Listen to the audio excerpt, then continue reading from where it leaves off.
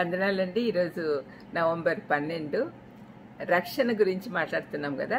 రక్షణ నిశ్చయత ఉందా లేదా మనకు అని మనలను మనం ప్రశ్నించుకునే సమయం ఆసన్నమైంది. కాబట్టి మనం ప్రశ్నించుకుందాం, రక్షణ నిశ్చయత అంటే ఏంటి, అదేంటి, మనకుందా లేదా అని చూద్దాం. రోమా 8:16 మనం దేవుని పిల్లలమని ఆత్మ తానే మన ఆత్మతో కూడా సాక్ష్యమిచ్చుచున్నాడు.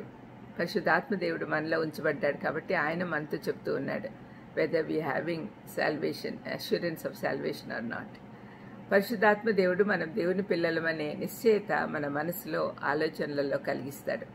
ఇటువంటి నిశ్చయత కలిగి ఉంటే మరణ భయం లేకుండా పరిపూర్ణ ఆనందము, సమాధానంతో జీవించగలం. రక్షణ నిశ్చయత ఉంటే ఈ లోకంలో మనం చనిపోగానే పరలోకంలో తండ్రి సన్నిధిలో కళ్ళు తెరుస్తామనే నిశ్చయత కలిగి ఉండుట ఎంత గొప్ప ధన్యత కదా. ఆ విధంగా అష్యూరెన్స్ ఉంటే. బైబిల్ మానవాళిని 2 రకాలుగా విభజించింది. అంధకార సంబంధమైన వారు అంటే పాపం గలవారు, దేవుని రాజ్యానికి సంబంధించిన వారు. ఇది కొలస్సీ పత్రిక 1:13 చెప్తుంది. రక్షణ నిశ్చయత కలిగి ఉన్నవారు అంధకార రాజ్యం నుండి దేవుని రాజ్యానికి చేరుతారు. ఇది కేవలం రూపాంతరం ద్వారానే సాధ్యం.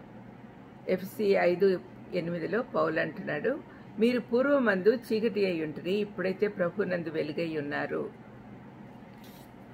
మరి పౌలు బాగా అర్థం చేసుకున్నాడు కాబట్టి అన్ని క్లియర్గా చెప్తున్నాడు.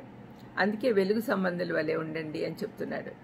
వెలుగు ఫలము సమస్త విధములైన మంచితనము, నీతి, సత్యము అను వాటిలో కనపడుచున్నది అని ఎఫ్ఎస్సీ 5:9 చెప్తున్నాడు. మంచితనము, నీతి, సత్యము ఇవన్నీ మనలో ఉంటే మనము వెలుగు సంబంధులమని తెలుస్తుంది.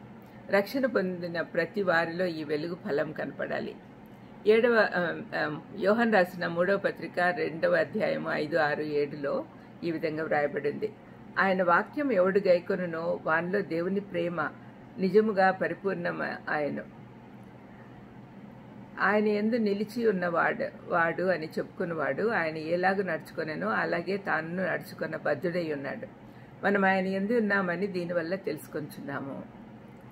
రూపాంతర అనుభవం కలిగిన వారు, తిరిగి జన్మించిన వారు, యేసుక్రీస్తును సొంత రక్షకునిగా అంగీకరించిన వారు, ఇరుకు మార్గంలో నడిచేవారు, ఇంకా వెలుగు ఫలం జీవితాల్లో కలిగి ఉన్న వారందరూ కూడా రక్షణ నిశ్చయత కలిగి ఉన్నవారే.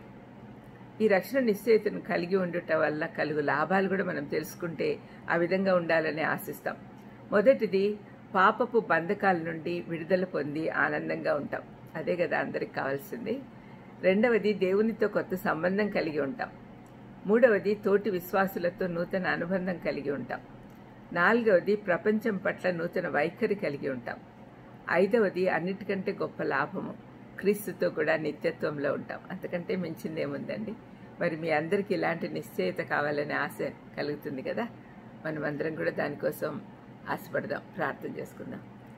రక్షకుడా, విమోచకుడా, రక్షణ ఇచ్చిన మాకు రక్షణ నిశ్చయత కూడా కలిగింపు చేయమని యేసుక్రీస్తు ద్వారా వేడుకొంచున్నాం తండ్రి. ఆమేన్. God bless you.